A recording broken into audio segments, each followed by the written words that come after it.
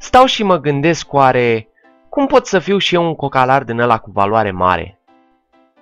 Stai puțin, cred că am găsit soluția.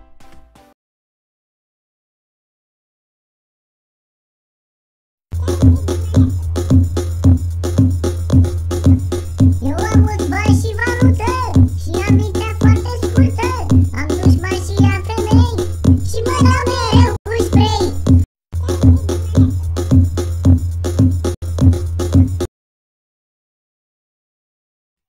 Gulerul s-a ridicat și dușmanii s-au speriat.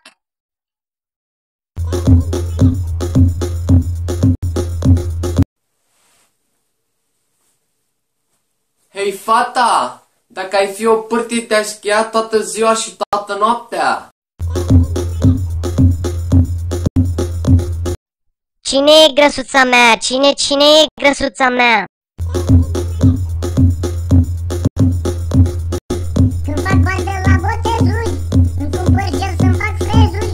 Și când fac rost de bani grei, mă duc să-mi cumpăr spray.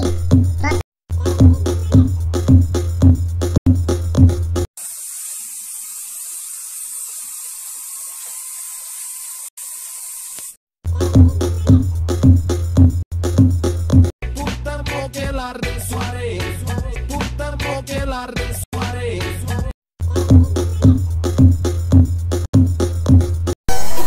Toate diamantele au valoarea mare și nu fac buzunare să facă dușmanii bine, că n-au bani când convine, și tu fugeți dușmanii.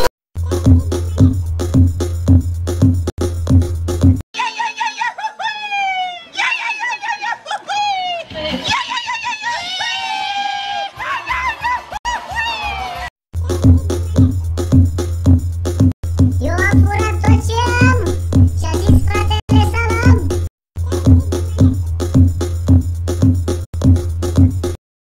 Ori suntem golani, ori nu mai suntem, nu?